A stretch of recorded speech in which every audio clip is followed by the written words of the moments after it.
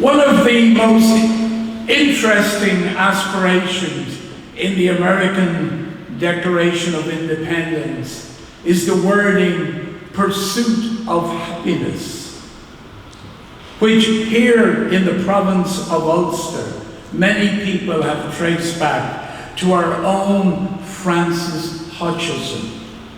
Francis Hutcheson was born in Saintfield and was ordained a minister in Glasgow, and he was an unsubscriber, and he was part of what was known as the New Light tradition. And when you think that his words were enshrined in the American Declaration of Independence, the pursuit of happiness. Happiness, as understood by Francis Hutcheson, was defined as virtue, not having loads of things or great wealth, but understanding the personal good and the collective good. Virtue is how he would have described the pursuit of happiness. Now, what I read earlier on, the draft by Thomas Jefferson, I want to admit that all of my words today are deeply influenced by Professor of American History at Edinburgh University, and that is Professor Francis Gogliano, who is an Irish-Italian-American, who, as I said, is Professor of American History at Edinburgh University. And I heard him speak last week in the Reform Club and chatted to him afterwards because I was fascinated by his take on the Declaration or the American Revolution.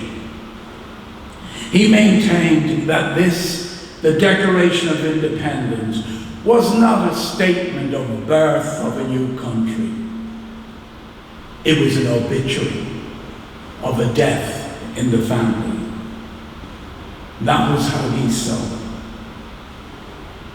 Let me put it to you this way. At that time, there were no less than 27 charges against the king from his young American subjects. 27 charges of how they had been betrayed by their king. They accused the king of all sorts of calumnies against the good, as they said, the good British people of the new country. And when the breakup did come, there was a real sense of, we don't want to go. We don't want to go. You were pushing us away. We want to stay with our fellow subjects of the United Kingdom.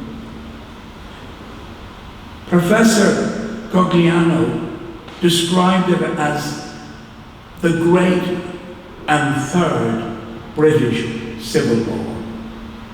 The Great and Third British Civil War. And after the Revolution, remember there was a small population in the state, in the 13 states, and 60,000 people, that was a big percentage, 60,000 people went into exile, left. Loyalists went to what is now today Canada and became some of the main contributors to Canada staying under the king. Others went in large numbers to the Caribbean, and even if you Google them, you will find that some black loyalists went to Africa, and to this day they sing songs from a loyalist tradition to the king and to their loyalty when their ancestors were American. But those who struck out for independence had a deep anger that they had been betrayed by the United Kingdom. And they said, if a government is injuring your right to safety and happiness, that government should be changed. That's what they felt. They had been betrayed by their own king and their own parliament. This was not one foreign foe against another foe. This was a family breaking up, a family in turmoil.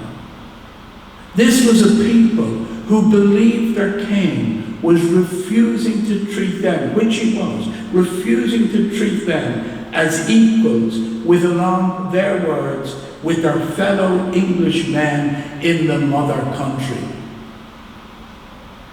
They wanted the American provinces to be regarded as the same as England within the realm, and the king had betrayed them. This was not, as some people sometimes confuse, this was not comparable with the French Revolution. There was no commitment to a secular republican ideology. This was a family breaking up. I would suggest it was equivalent to somebody saying, if you don't treat me correctly, I'm leaving this house, I'm leaving this family, I'm leaving this home. If you listen to the words again, nor have we been wanting in attention to our British brethren. We have warned them from time to time of attempts by their legislator to extend the jurisdiction over these our states. We've reminded them of the circumstances of our emigration, our settlement here, no one of which could warrant so strange a pretension, that these were effected at the expense of our blood and our treasure, unassisted by the wealth or the strength of Great Britain. It was, as they said themselves at the Boston Tea Party, it was taxation without representation.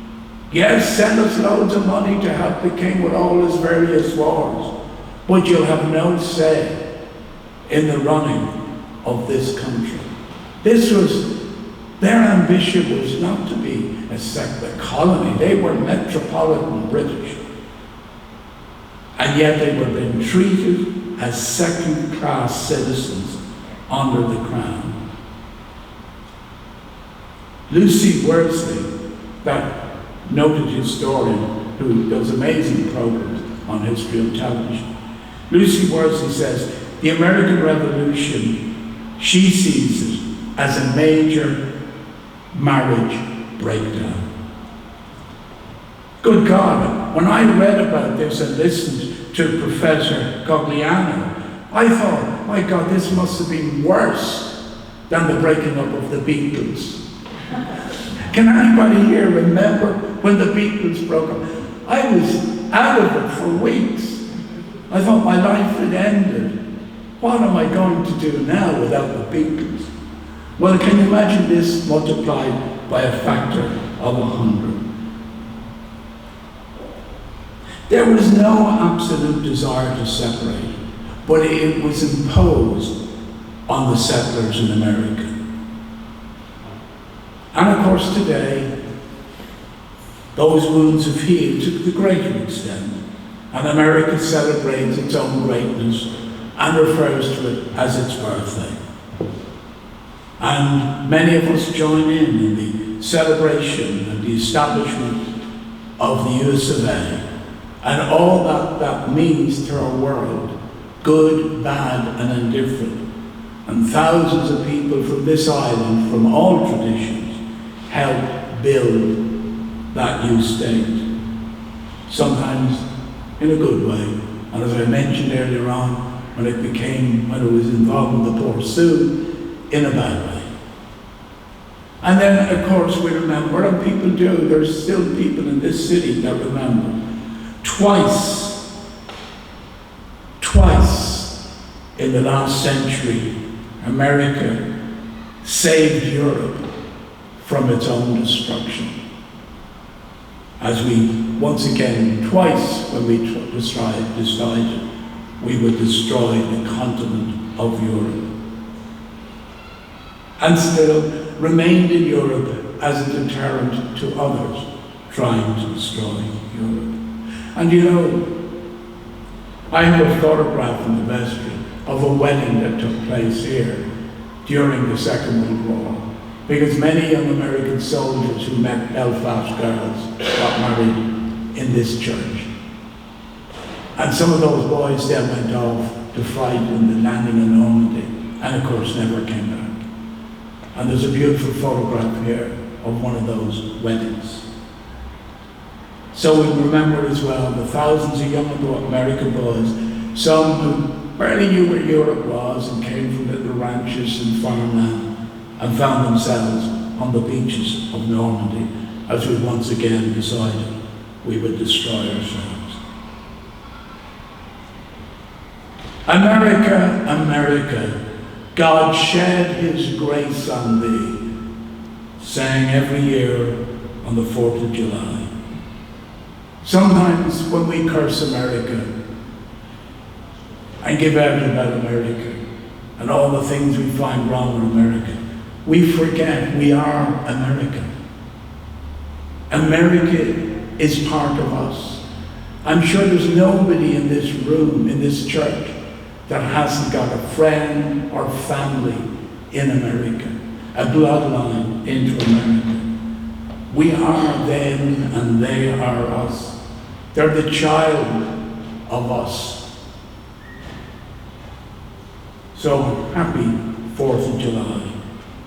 And Brian and Trevor are going to perform Trilogy, which is an incredible fusion of music.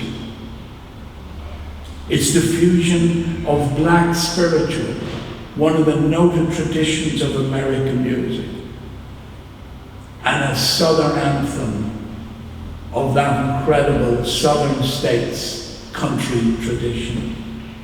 And then finally the rousing words of Battle Hymn of the Republic, which was written by Julie Ann Ward. And Julie Ann Ward was definitely one of us. She was a Unitarian, and in that meaning, saying that word, a non-subscriber. And she wrote this incredible hymn, anthem, the Battle Hymn of the Republic. So let us, at least in some way, and in our own modest way, continue what Francis Hutcheson said, the pursuit of happiness, the words of a wee Saintfield man, and God bless America. Over to you, Brian.